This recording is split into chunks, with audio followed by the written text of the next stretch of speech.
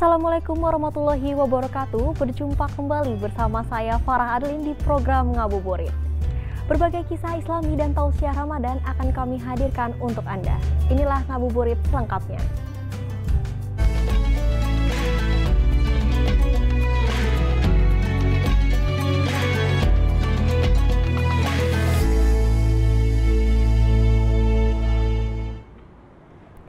Indonesia dikenal sebagai negara yang kaya akan kebudayaan yang beragam. Tak hanya kebudayaan asli, ragam budaya Indonesia juga terbentuk melalui proses alkulturasi dengan budaya luar seperti Timur Tengah, Eropa, hingga Tionghoa. Di antaranya terdapat beberapa masjid yang bangunannya didesain dengan gaya arsitektur khas Tionghoa.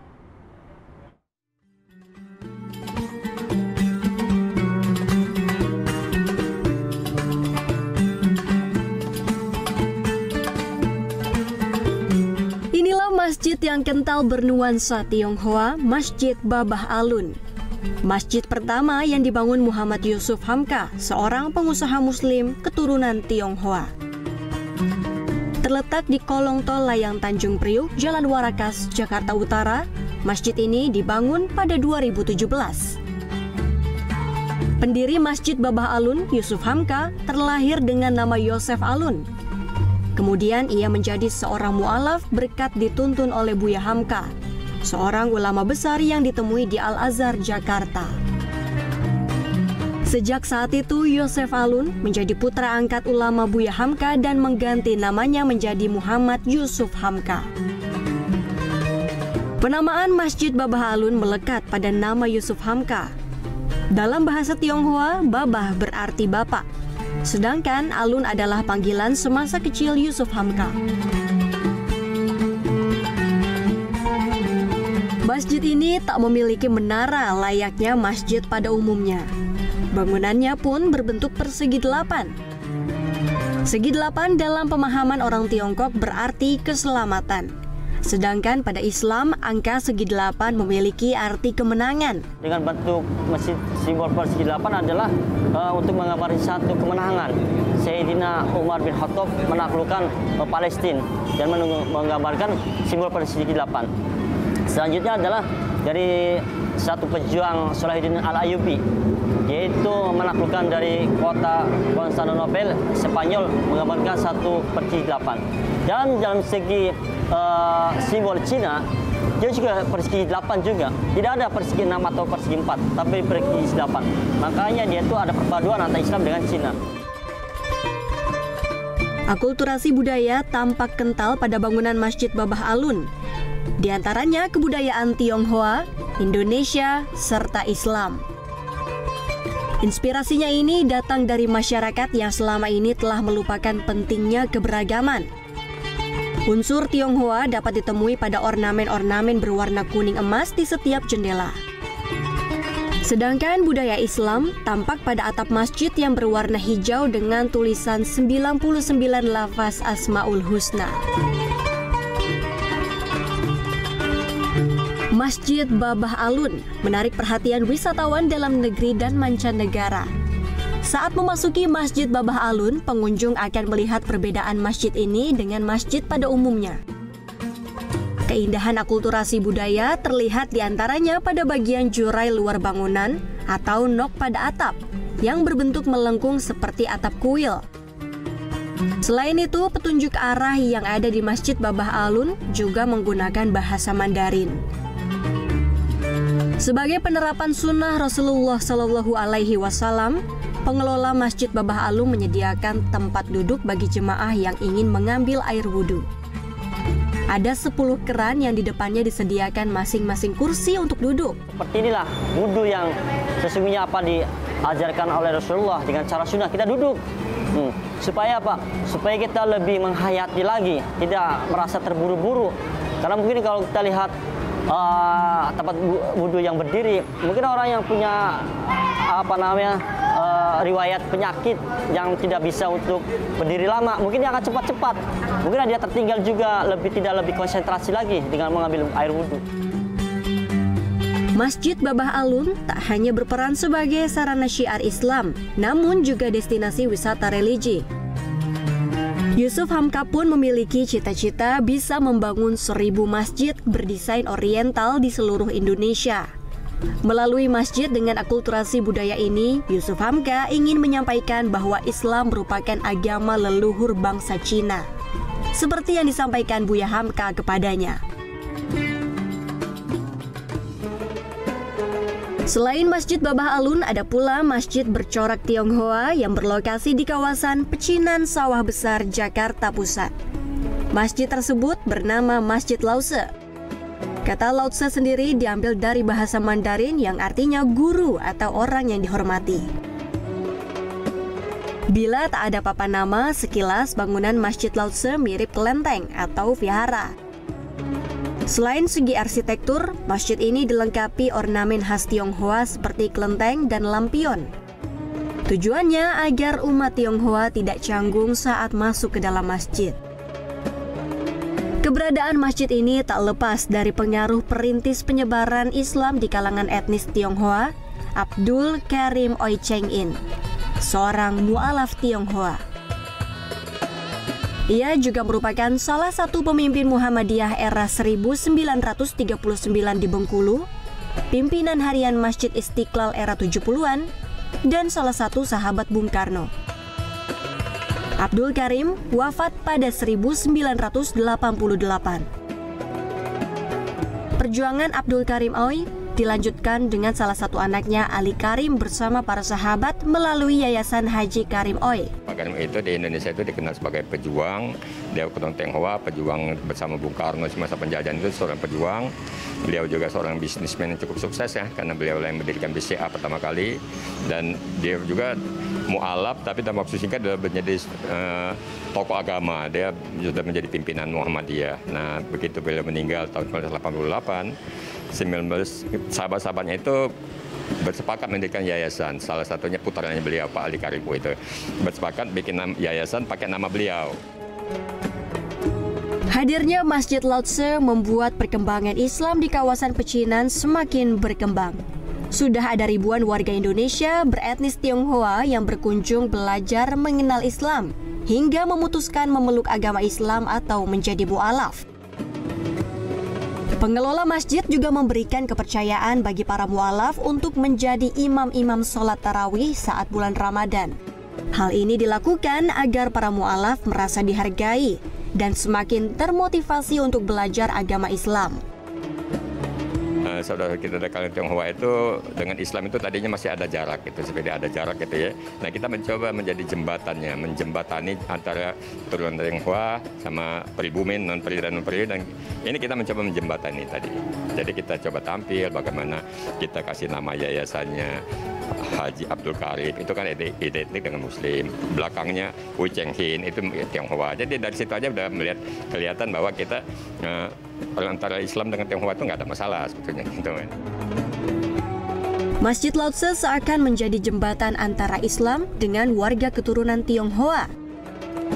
Masjid Lao Tse juga menepis stigma kurang harmonisnya orang keturunan Tionghoa dengan umat Muslim. Sampai saat ini, wisatawan kerap datang ke Masjid Lao Tse untuk melihat keunikan bangunan atau mengikuti kegiatan keagamaan yang dilakukan di masjid ini.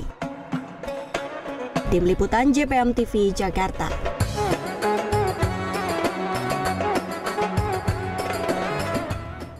Sesaat lagi kami akan hadirkan kemegahan Masjid Atlet Bandulan yang mirip dengan Masjid Nabawi. Kami hadirkan sesaat lagi.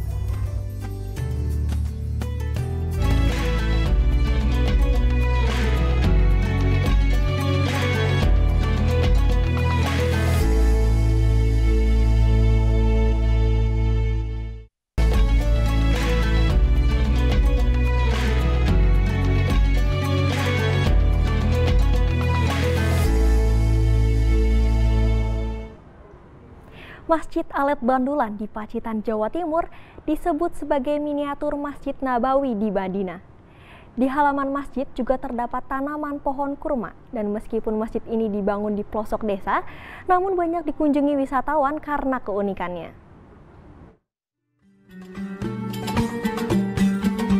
Inilah bangunan Masjid Atlet Bandulan yang disebut-sebut sebagai miniaturnya Masjid Nabawi di Madinah. Berada di Desa Pelosok, Kecamatan Punung, Pacitan, Jawa Timur, bangunan masjid megah ini didirikan tahun 2017 oleh Agus Sarmanto, warga desa setempat. Pembangunan masjid ini menelan anggaran hingga 2 miliar rupiah. Konsep bangunan memang sengaja didesain sedemikian rupa, mulai dari halaman, bangunan masjid, serta ornamen yang menghiasinya. Bahkan agar mirip dengan Masjid Nabawi di Tanah Suci, Agus Sarmanto juga menambahkan payung hidrolik di masjid yang dibangun di atas lahan seluas 20 meter persegi itu. Sementara untuk lantai masjid terbuat dari bahan batu marmer kelas 1, sehingga membuat jamaah nyaman saat menginjakan kakinya. Di bagian dalam masjid, pengunjung disuguhkan dengan interior serta hiasan berupa kaligrafi yang terpasang di dinding. Yang jelas pengen ibadah, Mas. Katanya masjid sini tuh bagus, mirip Nabawi. Mirip Nabawi. Apa saja yang mirip Nabawi di sini, Mas? Dari segi desainnya mungkin, terus ada juga payung hidroliknya, Mas. Nominalnya? Ya, nominal. Ya, enggak. Kayaknya sih nggak pernah hitung, cuman kata-kata orang sih sekitar ya 2 miliaran. 2 miliar. Banyak Pak pengunjung yang datang ke sini setelah ada keberadaan masjid ini, Pak?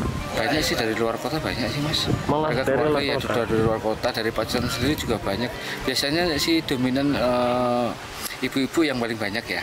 Ibu-ibu, terus mereka-mereka yang pada sudah pernah umroh atau haji, mengobati kerinduan sama kayak saya. Kerinduan ke Nabawi gitu. Banyak keunikan yang disuguhkan oleh Masjid Alet Bandulan ini. Di halaman masjid juga terdapat tanaman pohon kurma. Meskipun masjid ini dibangun di pelosok desa, namun banyak dikunjungi wisatawan karena keunikannya. Edwin Aji, JTV, Pacitan, Jawa Timur.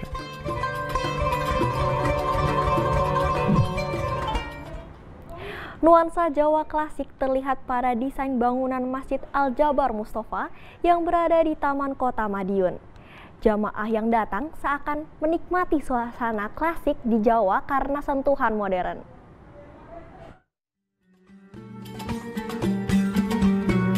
Masjid Al-Jabar Mustofa terletak di Jalan Makam Tentara, Kecamatan Taman, Kota Madiun, Jawa Timur, memiliki ciri khas tersendiri dibandingkan masjid pada umumnya. Di pintu gerbang masjid bertuliskan Masjid Al-Jabar Mustofa dalam aksara Jawa. Masjid berukuran 10 x 20 meter dengan halaman luas dan asri ini dibangun pada 2016. Pintu masuk dan jendela masjid terbuat dari ukiran kayu jati. Tak hanya pintu dan jendela, di bagian depan masjid juga terdapat ukiran Jawa. Jemaah pun seakan menikmati nuansa klasik Jawa dengan sentuhan modern. Masjid Al-Jabar Mustofa didesain ala Jawa mengusung konsep seperti Sunan Kalijaga. Ini Masjid Al-Jabar Mustofa memang dari keluarga sudah didesain menginginkan masjid ini ala Jawa. Ala Jawa supaya muri-muri kebudayaan Jawa. Jadi yang dikedepankan Jawa aslinya, ngiblatnya ke Sunan Kalijogo. Tadi masjid diarahin masjid yang kejawen, tapi bukan cuma juga pelaksana sehari-hari melaksanakan kegiatan ya sesuai dengan mestinya. Masjid Al-Jabar Mustofa kerap digunakan warga sekitar maupun musafir untuk melaksanakan salat hingga tadarus Al-Quran. Masjid ini memiliki kapasitas sekitar 200 jemaah. Kriswanto, JTV, Madiun, Jawa Timur.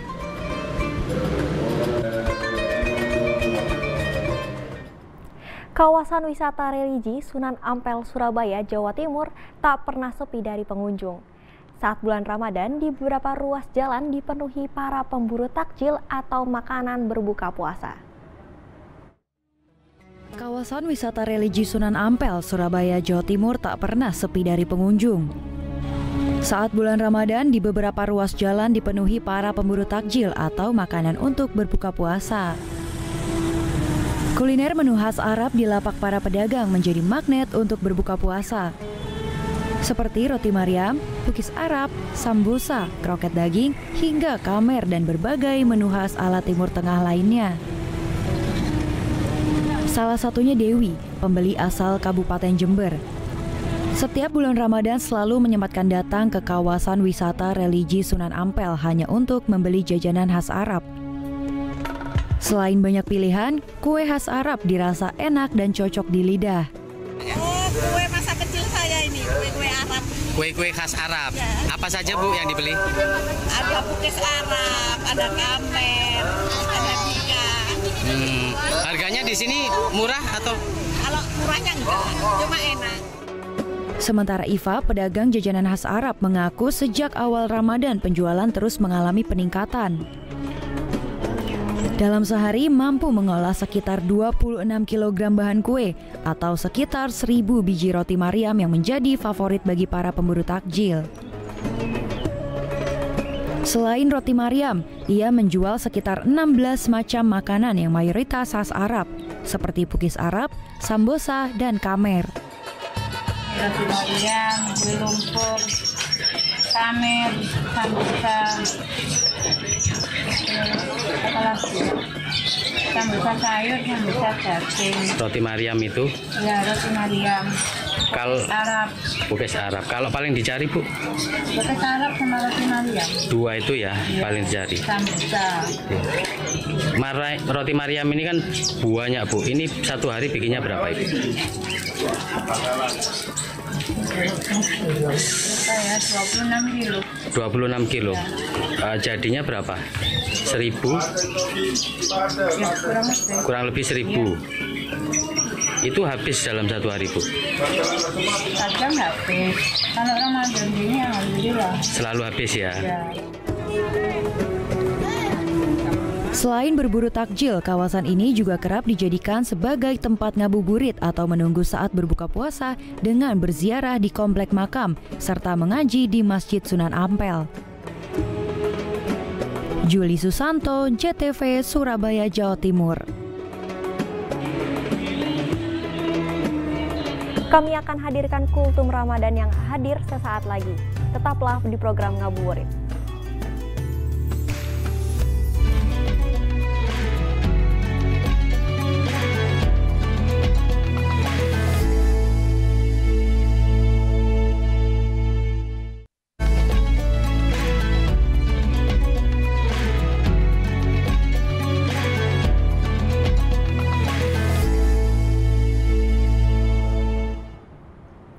Peristiwa turunnya Al-Quran, kitab suci umat Islam ini dikenal sebagai Nuzulul Quran. Kami hadirkan tausiah Ramadan mengenai Nuzulul Quran yang akan disampaikan oleh Dr. Muhammad Haryadi, Kaprodi Program Doktor Ilmu Al-Quran dan Tafsir PT IKI.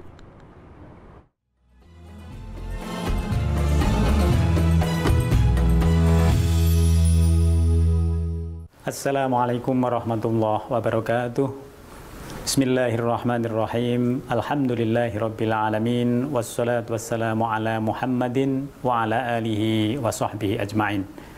Subhana la ilma lana illa ma 'allamtana innaka antal alimul hakim.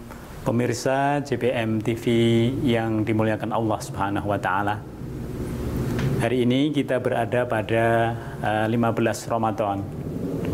Itu artinya bahwa sebentar lagi kita akan memperingati malam yang disebut dengan Nuzulul Quran, yaitu turunnya Al-Quran dari sama'ud dunya, dari langit di mana malaikat berada, kemudian turun ke bumi ini kepada Rasulullah SAW pada tanggal 17 Ramadan di Gua Hira.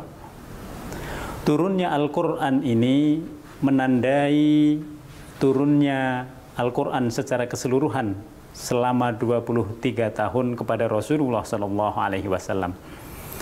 Tentu turunnya Al-Quran ini sebagaimana disebut di dalam surah Al-Alaq, Iqra' bismi rabbikal ladzi khalaq, khalaqal insana min 'alaq, Iqra' wa rabbukal akram, alladzi 'allama bil qalam, 'allamal insana ma lam ya'lam. Turunnya Al-Quran ini yang pertama membawa perubahan, yaitu perubahan sosial dari masyarakat yang dahulunya ummi, masyarakat yang tidak kenal baca tulis, Tetapi kemudian Allah Subhanahu wa taala memerintahkan untuk membaca. Tetapi membacanya di sini bukan hanya sekedar membaca, karena ilmu pengetahuan itu semuanya berasal dari Allah Subhanahu wa taala. Oleh karena itu pembacaan seluruh ilmu pengetahuan harus dinisbatkan kepada Allah Subhanahu wa taala. Yang kedua, kaum muslimin yang dimuliakan Allah Subhanahu wa taala, turunnya Al-Qur'an itu juga sekaligus pertanda perubahan masyarakat, yaitu dari masyarakat jahiliyah menuju ke masyarakat Islamiyah. Dari masyarakat yang dulunya mereka hidup di bawah kezoliman, di bawah bayang-bayang kezoliman, hidup dengan aturan-aturan kebinatangan, nanti berubah menjadi aturan keilahian atau aturan ketuhanan. Maka orang-orang yang sudah mendapatkan sentuhan ilahi, dia akan jauh menjadi lebih baik daripada orang-orang yang baik biasanya. Karena sentuhan ilahi itu melampaui dari sentuhan kemanusiaan. Yang ketiga, turunnya Al-Quran, di nuzulul Quran ini harus kita rasakan sebagaimana Rasulullah SAW merasakan, yaitu Rasul merasakan turunnya Al-Quran kepada dirinya dan kemudian mengadakan perubahan yang dimulai dari perubahan pribadi lalu kepada perubahan sosial. Maka seluruh kaum muslimin, para pemirsa JPM TV juga harus merasakan bahwa turunnya Al-Quran itu seperti Al-Quran itu betul-betul turun kepada diri kita. Ketika kita membaca surah Al-Alaq, Iqra' bismi rabbikal ladzi khalaq, Allah Subhanahu wa taala memerintahkan kepada kita untuk membaca dengan menisbatkan kepada Allah Subhanahu wa taala. Ketika nanti kita membaca surah Al-Muzammil, ya ayyuhal muzammil qumil laila illa qalila, maka kita harus melaksanakan apa yang ada dalam Al-Quran itu seakan-akan dia turun kepada kita. Demikian juga ketika nanti Al-Quran memerintahkan kita untuk berpuasa sebagaimana di bulan Ramadan ini. Ya ayyuhalladzina amanu kutiba alaikumussyam kama kutiba alal ladzina min qablikum la'allakum tattaqun.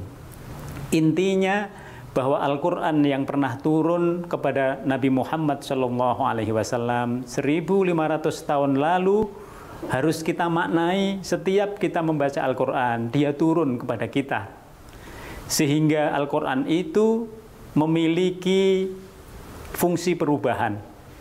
Bahwa kita berubah dari pribadi yang sifatnya hanya kemanusiaan menjadi pribadi yang sifatnya ketuhanan.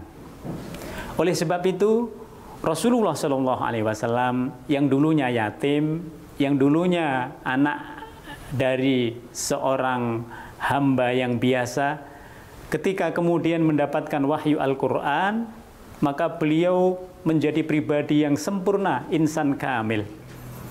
Harusnya demikian pula lah ketika kita semua ini merasakan turunnya Al-Quran. Sehingga turunnya Al-Quran itu betul-betul merubah kita, baik secara pribadi maupun secara sosial. Pada gilirannya nanti, Al-Quran juga harus bisa memaknai kehidupan kita secara keseluruhan. Sebagai pribadi kita berubah, sebagai kepala dari rumah tangga yang ada pada masing-masing kita juga berubah. Sebagai orang yang hidup bersama masyarakat, kita juga harus berubah. Perubahan itu merupakan perubahan yang betul-betul kita harapkan. Sebagaimana yang terjadi pada diri Rasulullah SAW. Beliau berubah, kemudian lingkungan sosialnya berubah, lalu masyarakatnya juga ikut berubah. Semoga Allah Subhanahu wa taala menjadikan nuzulul Quran ini betul-betul nuzul, betul-betul turun dia kepada kita semua, sehingga kita bisa berubah dari sisi kemanusiaan menjadi manusia yang berketuhanan. Demikian, kurang lebihnya mohon maaf. Assalamualaikum warahmatullahi wabarakatuh.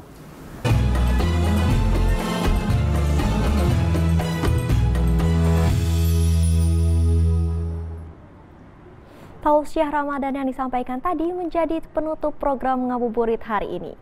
Saya Farah Adlin dan tim yang bertugas undur diri. Selamat berbuka puasa dan sampai jumpa. Wassalamualaikum warahmatullahi wabarakatuh.